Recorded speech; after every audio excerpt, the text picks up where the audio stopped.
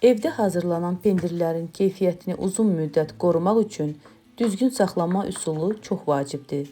Bu məqsədlə mən xüsusi pendir suyunu hazırlayıram. Suya ölçülü şəkildə duz və şəkər tozu əlavə edirəm.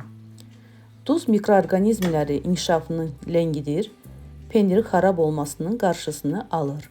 Şəkər isə dad balansını qorumaq və daha yumşaq və təbii ləzzətini əldə etməyə kömək edir. Hazırlanan bu məhlulda pendiri saxladıqda məhsul uzun müddət öz təravətini, teksturasını və dad keyfiyyətini itirmir.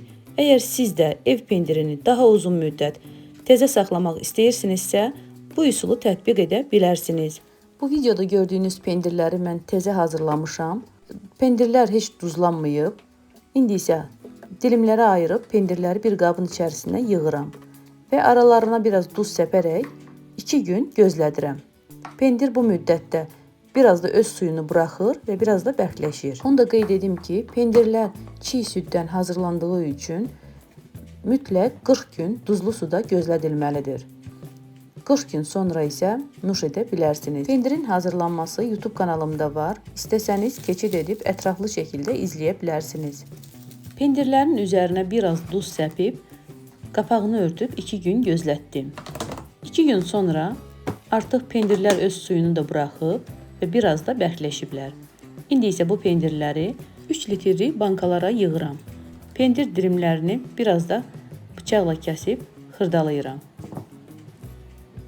Hər 3 litrlik bankaya təxminən 2 kiloqram pendir yerləşir. Pendirləri bankalara doldurdum. İndi isə pendirin öz suyunu da bankaların arasında bölürəm. Hər iki bankaya biraz əlavə edirəm.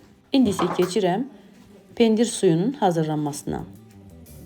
Pendir suyunu hazırlamaq üçün 1 litr qaynanmış qaynar su götürmüşəm. Üzərinə 1 stəkan dolu şəkər tozu əlavə edirəm və 2 stəkan pendir duzu əlavə edib qarışdırıb yaxşıca həll edirəm.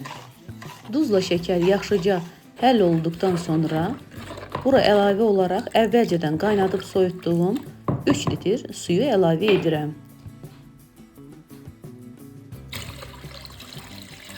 Yenidən yaxşıca qarışdırıb soyuq halda olan suyu pendirlərin üzərinə əlavə edirəm. Bankaların qapağını da kip şəkildə örtüb artıq gözlədirəm. 40 gün sonra pendirləri yemək olar.